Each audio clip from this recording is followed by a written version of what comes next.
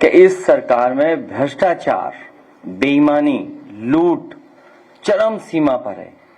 ये एक उदाहरण दिया है। इसी तरह बुंदेलखंड में ये तो धान का उदाहरण दिया इन्होंने कि किस तरीके से खातों तक में पैसे का रिकॉर्ड है, और एक बार नहीं, दो बार नहीं, तीन बार नहीं, जितने भी प्लेटफॉर्म्स हैं, विधानसभा है, पत्र लिख करके जानकारी देना, संस्थाओं तक अपनी बात पहुंचाना, एक भी संस्था इनके खिलाफ, जिन्होंने इतनी बड़ी लूट की है, उनके खिलाफ कोई कार्रवाई नहीं, न कोई जांच किसी स्तर पर। ये तो धान का हुआ।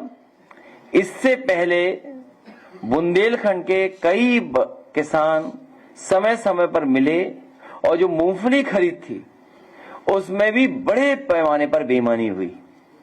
जो मूंगफली खरीद वाले लोग थे, जो किसान है, उनको लाभ नहीं मिला, उनके लिए जो कीमत तय थी उन्हें नहीं मिली। बिचौलिया और भारतीय जनता पार्टी के कार्यकर्ताओं ने ये बेईमानी की।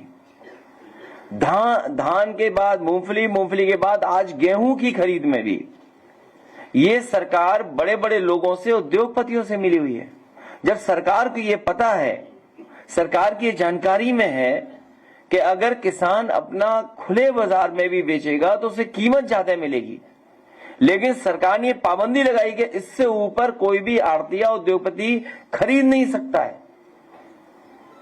गेहूं की कीमत किसान को ज्यादा मिल सकती है, लेकिन सरकार उसको, किसान को कीमत नहीं देना चाहता।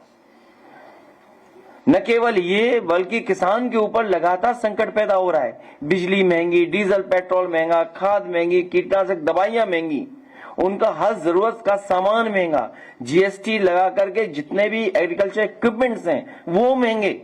और अगर कोई सवाल पूछे, कोई इनसे सवाल करे तो उसके ऊपर कार्रवाई है, और अगर कोई ज्यादा आंदोलन में शामिल हो उनके सरकार के खिलाफ तो बताओ, उसकी पगड़ी उगाड़ देंगे, पगड़ी उछाल देंगे। और किसानों की पगड़ी एक बार नहीं उछाली इन्होंने, कई मौके ऐसे आए हैं जहां किसानों को इस भारतीय जनता पार्टी की सरकार ने अपमानित किया है। चाहे वो गाजीपुर से लेकर के गाजियाबाद तक कई उदाहरण हम दे सकते हैं जहां किसानों की लूट इस सरकार में हुई है, और समय समय पे किसान को अपमानित होना पड़ा है।